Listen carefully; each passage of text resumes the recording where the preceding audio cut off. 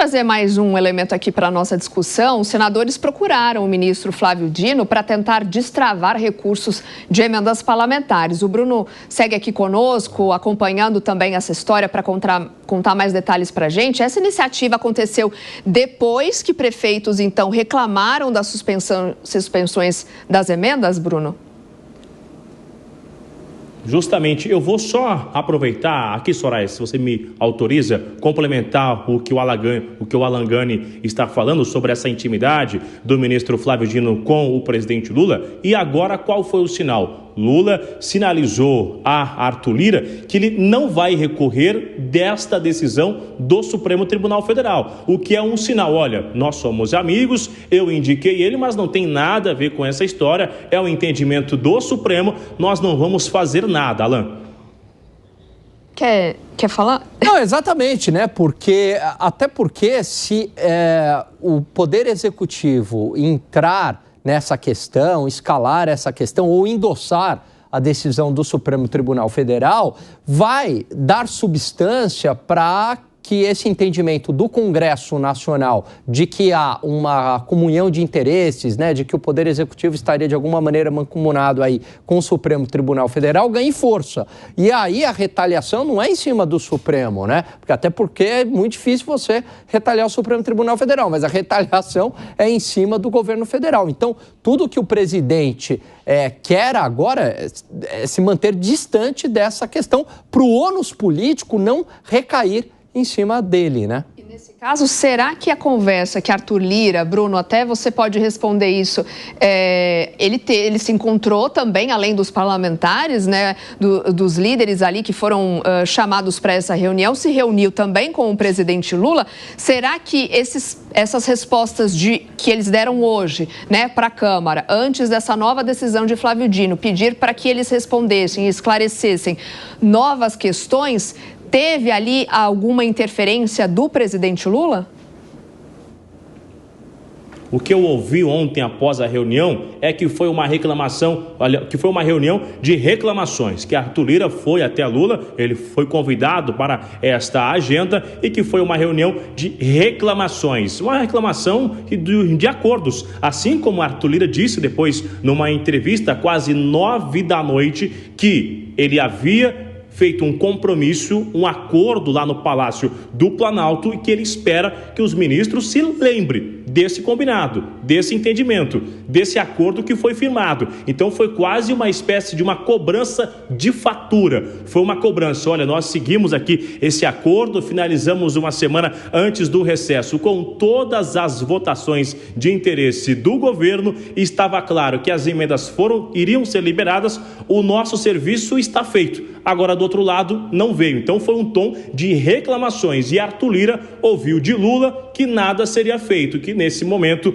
deveria seguir o entendimento do Supremo Tribunal Federal. Aí, após essa reunião, os senadores foram conversar também com o Supremo. Alguns nomes do Congresso, do Senado, que tem uma ligação, uma certa abertura a mais no Supremo Tribunal Federal, conversou justamente com os ministros para tentar liberar essas emendas. Olha, nós temos que repassar esses recursos, porque alguns municípios já lançaram obras, outros estão esperando receber esse valor, outros que não foram reeleitos, mas que é necessário honrar o compromisso final, existe uma folha, uma dívida, outros que foram reeleitos esperam que esse dinheiro chegue para continuar algumas obras, alguns avanços, mas o dinheiro está fechado, está suspenso. Então, os senadores do outro lado, no Salão Azul, começam a se articular também, querendo que esse dinheiro seja liberado, mas isso também não adiantou. O ministro Flávio Dino enviou novamente essas respostas, aguardando que a Câmara dos Deputados envie. Então, só para deixar claro, não é Arthur Lira que abre lá um computador e começa a olhar, não. São assessores da Câmara dos Deputados que estão olhando essas informações, esses números, esses repasses para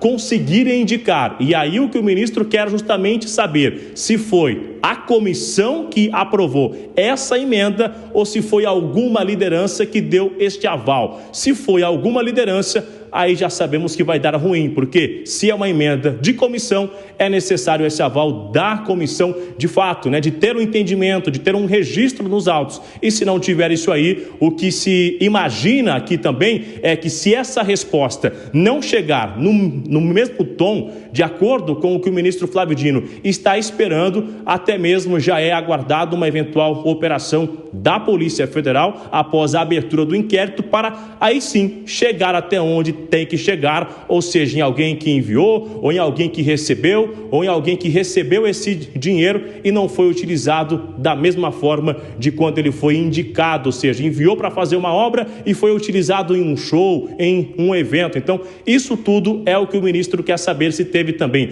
a corrupção no envio dessas emendas. Soraya.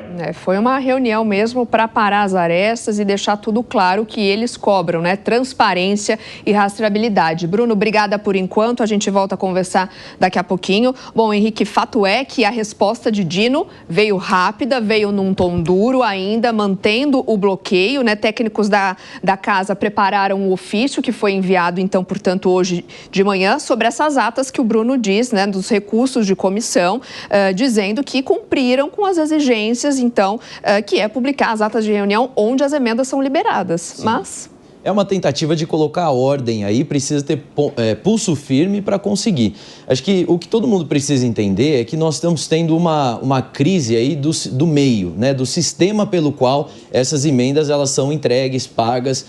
Tem que ficar claro isso para que a gente empurre, de fato, a discussão a respeito do Pacto Federativo, que a gente empurre a discussão de como essas emendas devem ser feitas daqui para frente. Não dá só para a gente focar nesses 4 bilhões que estão congelados e achar que uma vez que isso for solto ou uma vez que tudo for esclarecido, que vai estar resolvido. Não vai, porque a gente, como o Alan trouxe aqui, nós vamos ver o Congresso encontrando novas maneiras de tomar posse desse dinheiro e fazer de uma maneira aí, às vezes, escusa. Então, o dinheiro que veio não é dinheiro do governo, do Estado, esse é dinheiro do povo, dinheiro de impostos. E que deveria ser destinado para questões que são importantes para o povo. É construção de hospital, compra de ambulância, equipamentos e coisas do tipo. Precisa ser investigado se foi entregue da maneira correta? Sim. Mas o grande problema é por que o dinheiro do povo não consegue voltar para o povo? E aí a gente tem essa burocracia gigantesca e o sistema pelo qual as emendas são organizadas. E é isso que a gente deve focar agora. Esse dinheiro seria melhor se permanecesse no município, permanecesse nos estados, para que então fosse empregado da melhor maneira possível e trouxesse eficiência e transparência de uma forma que todo mundo tenha confiança de que o dinheiro está chegando lá. Sem falar do orçamento federal, quão engessado que faz os prefeitos ficarem de joelhos ao Congresso pedindo, implorando por um dinheirinho para comprar uma ambulância. É um absurdo que precisa ser resolvido no nosso país. 4 horas mais 28 minutos, só para a gente amarrar essa história, como vocês acham que vai chegar ou deve chegar essas novas respostas? Provavelmente a reação da Câmara dos Deputados será em 2 frentes. A primeira será contra o Poder Executivo, dificultando a aprovação de projetos, fazendo cada vez mais preço, porque novamente há um entendimento do Congresso Nacional de que o Poder Executivo é uma espécie de aliado do ministro Flávio Dino, né? Certo ou não, é assim que o Congresso entende. A segunda resposta, talvez eles tirem da gaveta, geralmente, né, eles ameaçam aqueles pacotes anti-STF, né, ficaram conhecidos como pacote anti-STF. Então, limitação de decisões monocráticas, tem um projeto que legisla sobre isso, né? Tem um outro que flexibiliza processos de impeachment de ministros do Supremo, que poderia ser aberto não só pelo presidente do Senado, mas se um grupo de senadores em plenário conseguiria abrir o processo. Tem aquele que dá a palavra final, o Congresso teria a palavra final em cima de uma decisão do Supremo Tribunal Federal. Então, eles podem desengavetar isso, né, como uma espécie de retaliação ao Supremo Tribunal Federal. Mas, se tiver algum endurecimento, Soraya, não há dúvidas de que o Congresso vai reagir. Ou certamente em cima do Poder Executivo e, eventualmente, em cima do Supremo Tribunal Federal. Depois que resolver a situação, aí os donos do poder se ajeitam.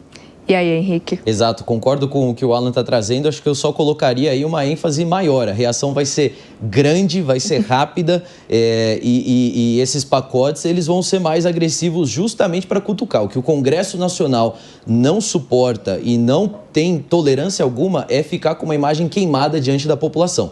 Todas as vezes na história recente do Brasil que o Congresso começou a ficar um pouco mais queimado do que já é, né? A gente tem que falar a verdade, mas com essa fama de dinheiristas e de querer pegar qualquer maneira escusa ali para conseguir fazer crescer sua plataforma política, todas as vezes que isso aconteceu, eles vieram com uma ênfase ainda maior contra quem estava causando ou quem estava conectado à causa dessa má fama na sociedade. Então, vão vir com violência, vão vir com sangue nos olhos aí e com muita vontade de querer fazer justiça ao nome deles. E o desbloqueio vem.